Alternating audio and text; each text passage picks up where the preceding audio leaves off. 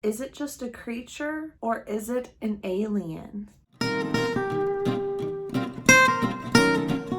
Hey guys, it's April and I'm here to tell you about the Flatwoods Monster today.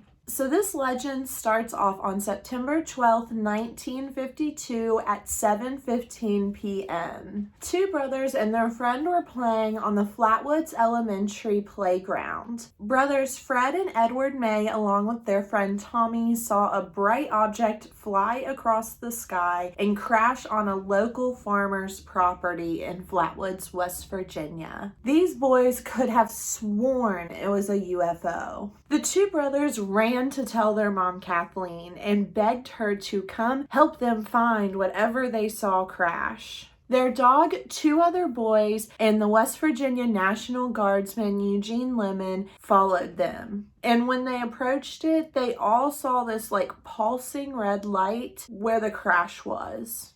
They could hear something hissing and they just saw it gliding towards them. Lemon did hold his flashlight up to the creature to get a better look. He said it just looked like a tall man-like figure. And this freaked everybody out, so they all just ran. So all these people end up describing this monster around the same type of way. It was known to have green skin and about 10 feet tall. It is thought to have a reptilian type head that is shaped like a spade. It has long, thin arms, but apparently no legs. And it's supposed to have a greenish orange light shining off of it. Its hands are also very claw-like. And lastly, it has this mist that follows it that smells really sulfuric and gross. So this creature did get a lot of names. The most famous one is the Flatwoods Monster, but it's also known as the Green Monster, Phantom of Flatwoods, the Braxton County Monster, and my absolute favorite, Braxy. It's thought that it must float on some type of device, since when it does move towards you, it looks like it's gliding. And almost everyone that does believe in the Flatwoods Monster does believe it is an extraterrestrial creature. In other words, alien. There were a few other people that claimed that they had encounters with the Flatwoods Monster. There was one named Audra Harper. She lived about 5 miles from Flatwoods in a town called Heaters, West Virginia. She said she was walking to the store with a friend, but they decided to take a shortcut through the woods. She did notice this really big ball of fire flying through the sky. She went to look for it, but it had disappeared. When she got close to the area she thought that it probably did land, she did say she saw a silhouette of a man, and she just ran. So on September 13th, though, the Flatwoods Monster was spotted again. It was spotted near Strange Creek, which is about 20 miles away from Flatwoods. A couple named George and Edith and their 18-year-old baby were driving around. They said they were close to the Clay and Braxton County border. They said their car died and just wouldn't restart as much as they tried. It wasn't a busy road, so they were concerned that they wouldn't be able to get any help because they wouldn't be seeing anybody. They ended up smelling this really nasty sulfuric smell. It was so strong it started to make their baby cry. They said all of a sudden there was a bright light and they just saw this man-like creature hovering above their car. They said he drug his claw-like hand across the car and then just vanished into the surroundings. They said once he was gone, their car started right up and they were out of there. Now, there has been quite a few explanations on what this was and just overall people that don't believe it happened to begin with.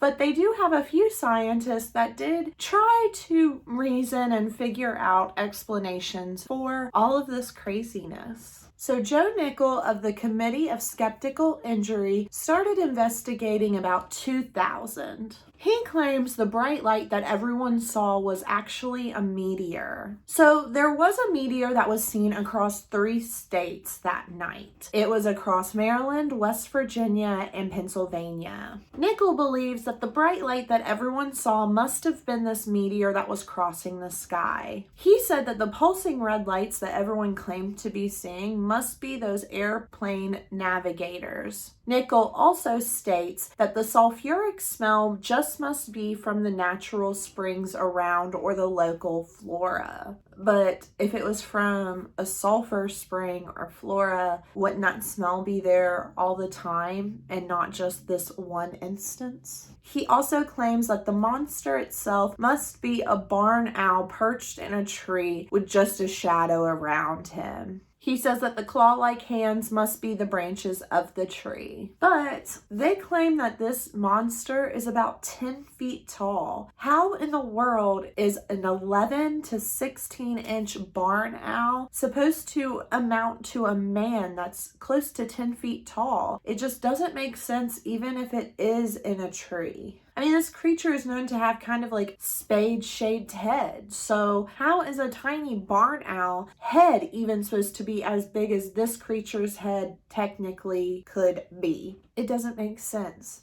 I just think a barn owl is way too small. Now, there were some witnesses that just couldn't really agree if the creature had arms or not. And they took this as a way to completely discredit a lot of what people said. They just claim if this creature's real and it was that traumatizing, you would remember exactly what you saw. And that's really not the case if you know any type of basic knowledge of psychology and trauma, but oh well. Now, this story kind of just blew up.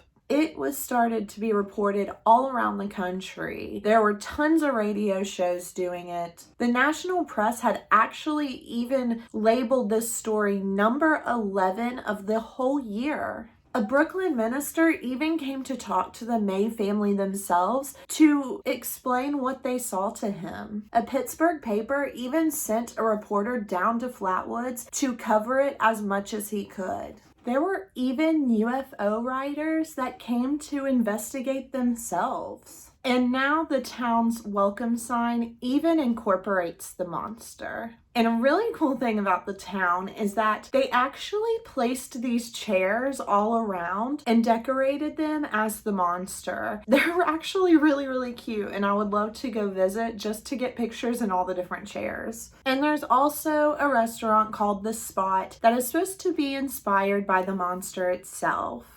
One negative, though, is that there are actually various illnesses around that area that are linked to the sulfuric fumes of the crash site. That is all you need to know about the Flatwoods Monster. If you're not from West Virginia, you probably know the Flatwoods Monster from the game Fallout 76. If you've played 76 and have encountered this monster, comment below your experiences. And also comment below if you believe this story is real or not. A small detail I forgot to add was that this case is actually weirdly linked to Roswell, so definitely look up Roswell too.